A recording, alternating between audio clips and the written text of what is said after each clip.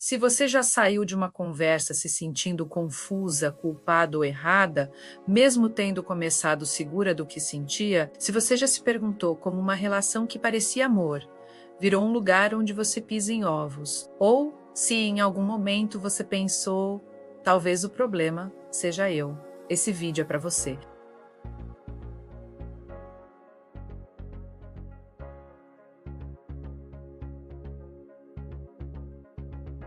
Nós vamos falar sobre o funcionamento real do narcisismo dentro de um relacionamento tóxico. O que acontece por dentro dessa dinâmica? Por que ela confunde tanto? E por que pessoas inteligentes, sensíveis e conscientes ficam presas nela?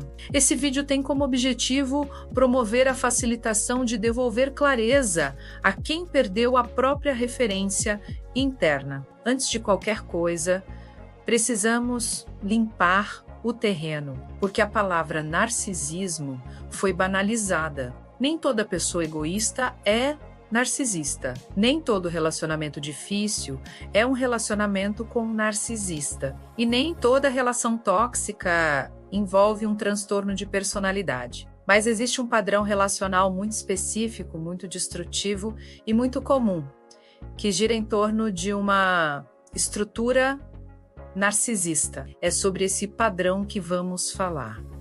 Narcisismo, aqui não é vaidade, nem é amor próprio e muito menos autoestima alta. Narcisismo patológico é uma estrutura psíquica onde a pessoa não sustenta uma identidade estável por dentro. Ela depende do outro para se sentir alguém. Ela precisa do outro como espelho, como fonte de validação e regulador emocional. Por fora, pode parecer autoconfiança. Por dentro, quase sempre existe vazio, vergonha profunda e medo de relevância. E é aqui que começa o problema relacional. Quando uma pessoa não consegue se sustentar internamente, ela tenta se sustentar controlando o ambiente. E dentro de um relacionamento, esse ambiente é você. No início, isso não aparece como controle. Aparece como intensidade. A fase inicial costuma ser marcada por idealização. Você é vista como especial, única, diferente de todas as outras. Existe pressa, existe fusão, existe a sensação de ter encontrado alguém que finalmente te vê. Essa fase cria um vínculo rápido e profundo. E isso não é por acaso.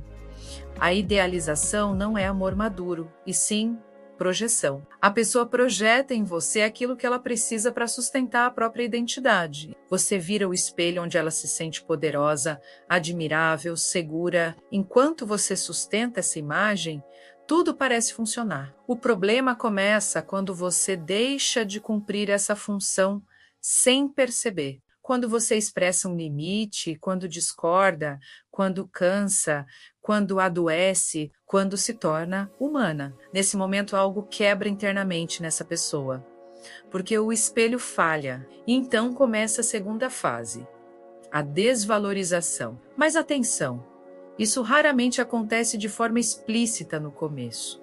Ela vem disfarçada. Críticas sutis, piadas que diminuem, silêncios estratégicos, mudanças de humor sem explicação, retirada de afeto. Você começa a sentir que algo mudou, mas não consegue apontar exatamente o quê. E quando você tenta conversar, algo curioso acontece. A conversa sempre termina com você se sentindo culpada, exagerada ou confuso. Esse é um dos sinais mais importantes de uma dinâmica narcisista, a inversão da responsabilidade emocional. O problema nunca é o comportamento da pessoa. O problema é sempre a sua reação. Você é sensível demais. Você entendeu errado. Você está criando coisa na cabeça. Você está instável. Você está difícil. Com o tempo, isso gera um efeito profundo. Você começa a duvidar da própria percepção. Esse processo é conhecido como gaslighting. e nós vamos aprofundar nele em outro vídeo. Mas aqui é importante entender que ele não é uma técnica isolada. Ele faz parte de uma estrutura maior de controle. O narcisismo relacional não se sustenta pela força direta. Ele se sustenta pela confusão. Quanto mais confusa você fica, mais fácil é te conduzir. Quanto mais você duvida de si, mais você se adapta. Quanto mais você se adapta, mais você se afasta de quem você era. E isso tem impacto direto no seu cérebro e no seu corpo. Quando um vínculo alterna carinho e frieza, aprovação e rejeição, proximidade e abandono, o sistema nervoso entra em estado de alerta constante. Seu corpo começa a funcionar em modo de ameaça, você fica hipervigilante, atenta a sinais, tentando prever mudanças de humor e não errar. Esse estado gera ansiedade, confusão mental, queda de autoestima e dependência emocional. Não porque você é fraca, mas porque o cérebro humano se apega àquilo que mistura alívio com medo. É o que chamamos de vínculo traumático. Você não se apega à pessoa, você se apega aos momentos de alívio depois da dor. E isso cria um ciclo difícil de romper. Outro ponto importante: a pessoa com funcionamento narcisista raramente se vê como agressora. Ela se vê como vítima sempre. Quando confrontada, ela reage com vitimismo, raiva ou silêncio punitivo. Assumir responsabilidade ameaça a identidade frágil que ela construiu. Por isso, o diálogo racional quase nunca funciona. Não porque você não sabe se expressar, mas porque o problema não está na comunicação, está na estrutura. E aqui entra um erro muito comum, especialmente em pessoas conscientes e espiritualizadas: tentar curar o outro com amor, paciência ou compreensão.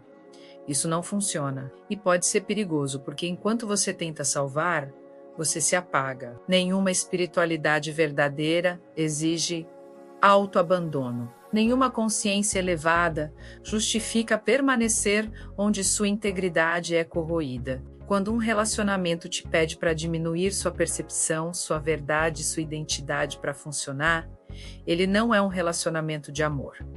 É um sistema de controle. E esse sistema se mantém enquanto você tenta se ajustar. Sinais de que você pode estar dentro de uma dinâmica assim incluem sensação constante de estar errada, medo de falar o que sente, necessidade de pedir desculpas o tempo todo, isolamento gradual de amigos e familiares, perda de alegria, confusão emocional e a sensação de que você não se reconhece mais. Perceba, o problema nunca começa grande.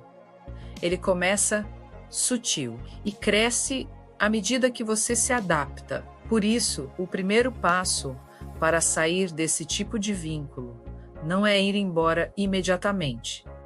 É recuperar clareza, nomear o que está acontecendo, validar a própria percepção, entender que o que você sente tem fundamento. Depois disso, vem a regulação do sistema nervoso, porque ninguém toma decisões boas em estado de ameaça constante. Só então é possível reconstruir limites, identidade e autonomia. Em alguns casos, construir um plano de saída seguro. Relacionamentos com estrutura narcisista não melhoram com conversa honesta isolada.